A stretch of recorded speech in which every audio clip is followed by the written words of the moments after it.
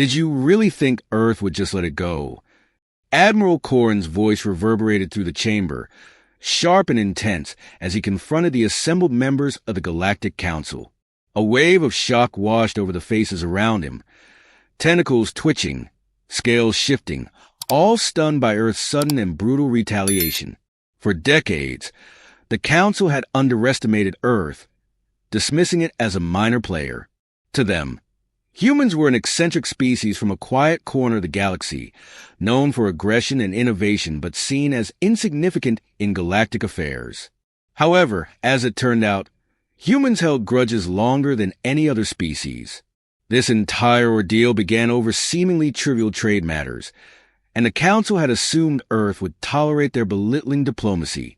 But Earth had merely been biding its time, accepting the indignities and restrictions until the Council finally overstepped, blockading Earth's critical space lanes under the guise of maintaining galactic stability. Earth tolerated the silent threat, knowing that defiance would likely lead to harsher sanctions. But when cornered, humanity was far from passive. High Arbiter Rassal, his emerald skin paling, muttered as realization dawned.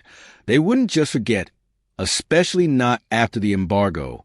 Corrin's eyes darkened as the monitors lit up, displaying images from intelligence satellites near Earth's territories. Even the Council's most hardened members shifted uncomfortably. On screen were colossal warships, clad in sleek black armor that seemed to absorb light itself, each emblazoned with Earth's emblem, a blue orb streaked with green and white. Corrin crossed his arms, silently observing the Council's reaction. Fear etched itself on their faces as they saw Earth's strategy unfold. Humans weren't just retaliating.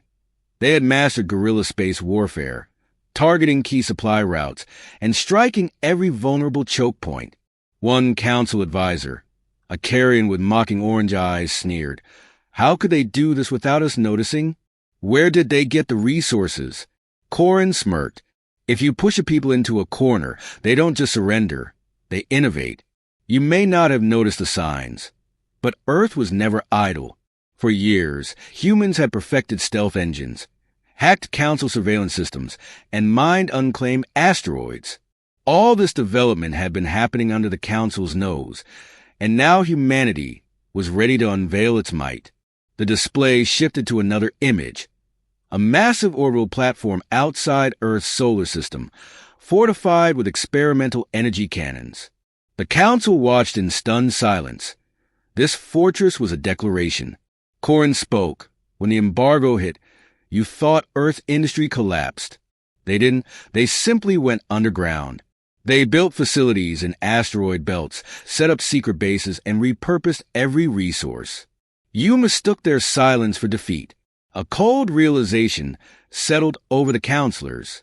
Earth had turned its isolation into a strength, evolving into a formidable force, wielding advanced technology with a purpose beyond survival. Another screen displayed a line of intercepted text from an encrypted human transmission. If you seek peace, leave us be. Interfere again, and we'll ensure the galaxy never forgets why Earth is not to be crossed. High Arbiter Rashal's voice quivered. Are they threatening us? Corrin's smile was mirthless. They're not threatening. They're warning you. A heavy silence fell as the Council grappled with the implications. They had always viewed Earth as a lesser power, and yet now they were confronted with the consequences of that arrogance. Earth was no longer a mere curiosity. It was a force to be reckoned with.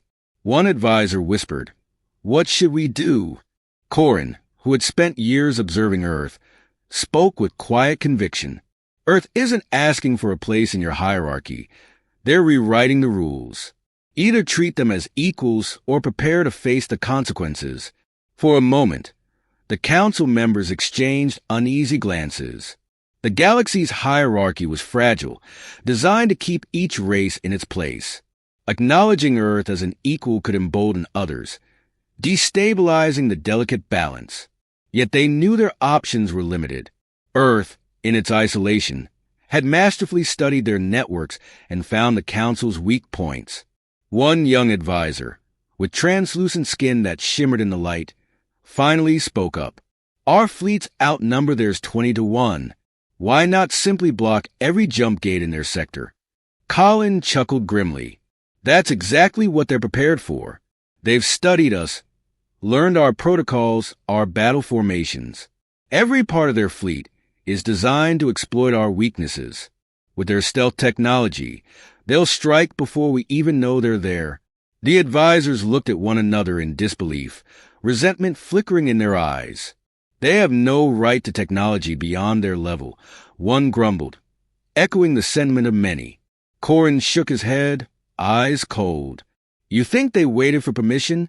The council began to grasp the stakes. What they had intended as a disciplinary measure, the embargo, had backfired, transforming Earth into something beyond their control.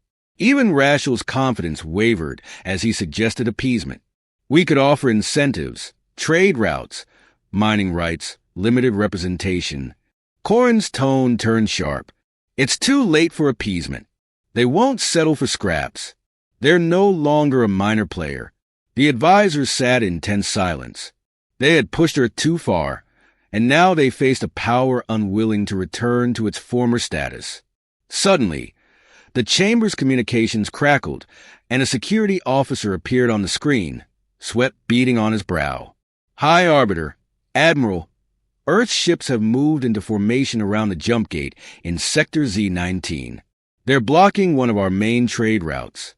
Murmurs erupted among the counselors that particular jump gate connected the core sectors with outling colonies, transporting valuable resources the council depended on for its wealth and influence to have that line. Severed even temporarily would disrupt trade across several major systems, causing an economic ripple effect. They wouldn't dare Counselor Thresneard, though his voice held a tremor of doubt. Wouldn't they, Corin countered? They know exactly how much we rely on those trade routes. The blockade you imposed on them was meant for Earth's economy, but in truth, it barely scratches them. They adapted, and now they're doing the same to us, and I don't think they'll stop until we take them seriously. Call's expression had shifted from disbelief to something more akin to resignation. Then, Admiral, what exactly do you propose? We do recognize them as a legitimate power, Corin replied. His word met with stunned silence. Acknowledge their independence, lift the restrictions, and open a direct line of diplomacy. Either that or we push them further. But if we choose to fight, we'll be doing so at a cost that none of us are prepared to pay. The council erupted in protest.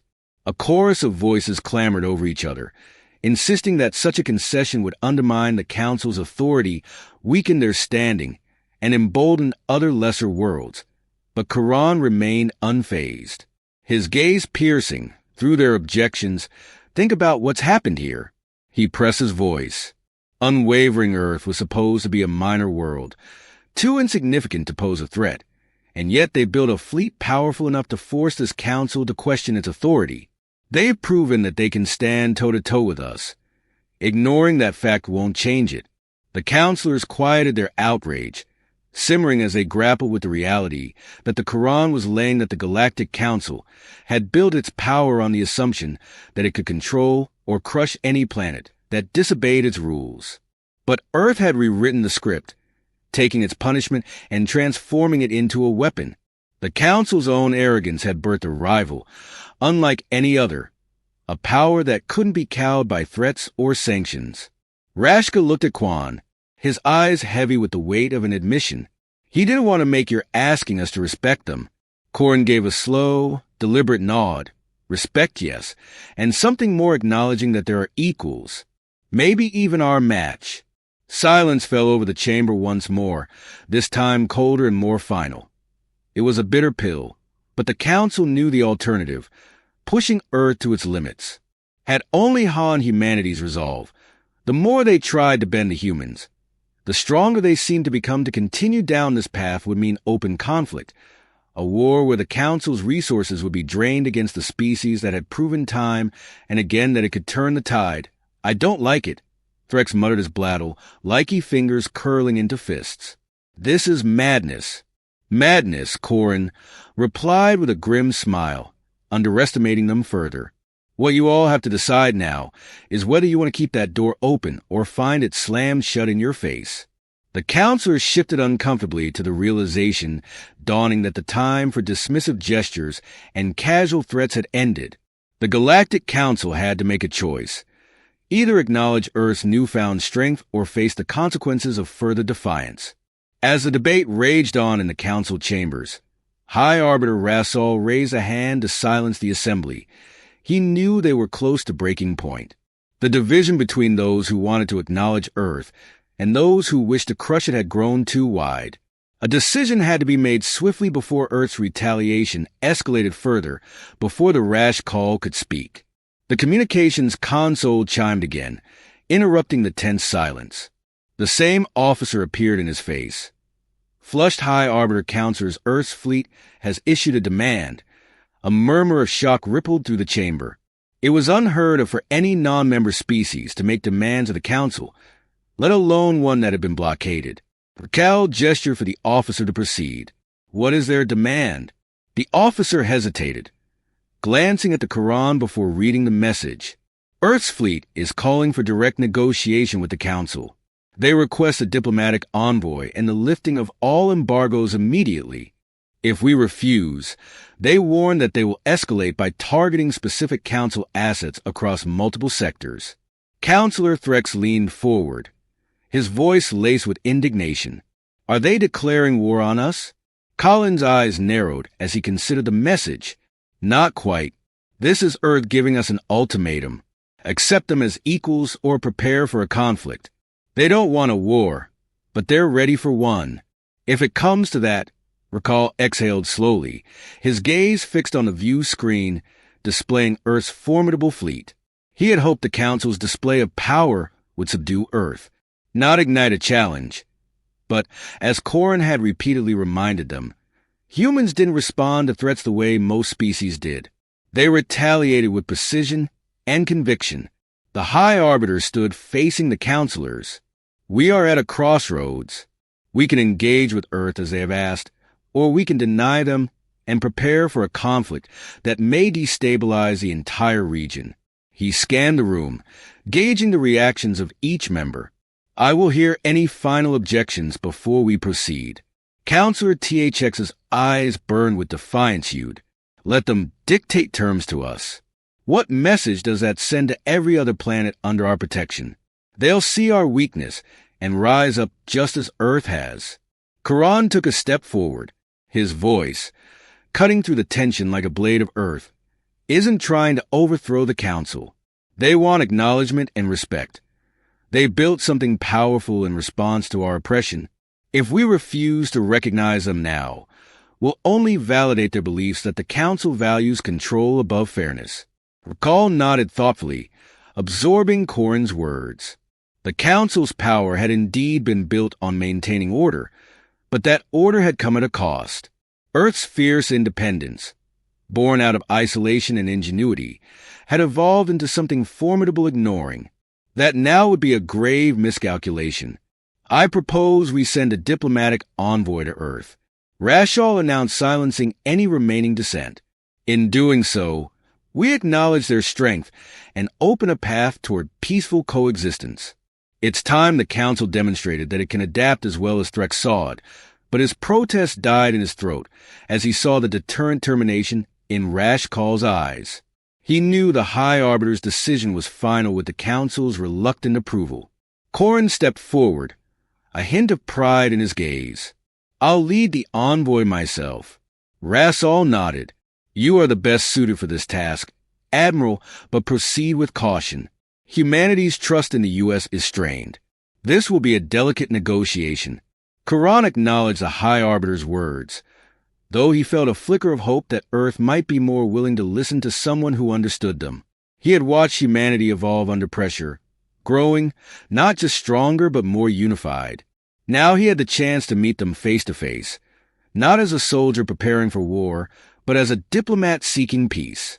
The journey to Earth's fleet was tense. Each jump through space brought Quran closer to humanity's new bastion of power. Upon arrival, he marveled at the sheer scale of their orbital defense stations bristling with weapon ships in perfect formation and automated drones on constant patrol. Earth had crafted a fortress, and it was clear they were prepared to defend it with everything they had. Corin shuttled Dr. Bordeaux's flagship, a massive warship named Resolute. As he disembarked, he was greeted by Commander Ethan Hayes, a tall, lean figure with a calm, yet calculating gaze. Hayes offered a nod of respect, his demeanor reflecting Earth's tempered readiness for either diplomacy or conflict. Admiral Corin, Hayes greeted, extending a hand as a custom. He knew it would seem strange to the alien, but was intended as a gesture of goodwill. Welcome aboard the Resolute. We appreciate your willingness to meet Corin. Returned the gesture, taking Hayes' hand in a firm shake. Thank you, Commander. The Council recognizes that circumstances have changed. We're here to find a resolution that respects Earth's position in the galaxy. Hayes gave a slight smile. Then we're on the same page. Admiral Earth has no interest in destabilizing the galaxy, but we won't be treated as lesser beings any longer. We demand respect, and we intend to protect our interests just as fiercely as any other sovereign power as they walk through the corridors of the ship. Corin noted the mixture of advanced technology and practical design. Earth's fleet was efficient, optimized for survival and resilience rather than opulence. It was a fleet born of necessity and honed by purpose. Every crew member, from officers to technicians, moved with a quiet confidence that spoke to their unity and readiness. In the briefing room, Corin and Hayes settled in for negotiations. Both sides knew what was at stake, and both understood that compromise would be essential over the next several hours. Corin outlined the Council's offer: a full lifting of the embargo, recognition of Earth as an independent power, and the opening of new trade routes between Earth and the Council's core systems.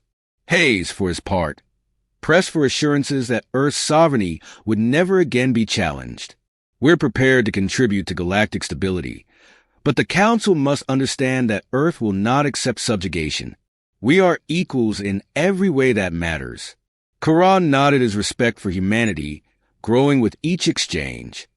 He knew that Earth's demands were not born of pride, but of hard-earned resilience. They had fought to survive, to thrive, even when the galaxy tried to shut them out. Now they were claiming their place with dignity and strength, and by the end of the negotiations, an agreement was reached. Earth would be recognized as an equal member, and both sides would work to ensure that conflicts were resolved through diplomacy rather than force. The threat of war dissipated, replaced by a shared understanding as Corin prepared to leave. Hayes offered him a parting nod. Admiral, thank you for hearing us out. I hope this marks the beginning of a new era, one where we move forward together, not as conquerors or subjects, but as allies. Corin returned the nod, his respect for humanity. Undeniable. Earth has proven itself beyond a doubt, Commander. I look forward to seeing what we can accomplish together. The shuttle departed Earth's fleet, carrying Karan back to the Council with a message of unity, one forged not in submission but in respect, as he made his way home. Corin knew one thing for certain: Earth's fierce payback had reshaped the galaxy forever. The Council would never again underestimate humanity.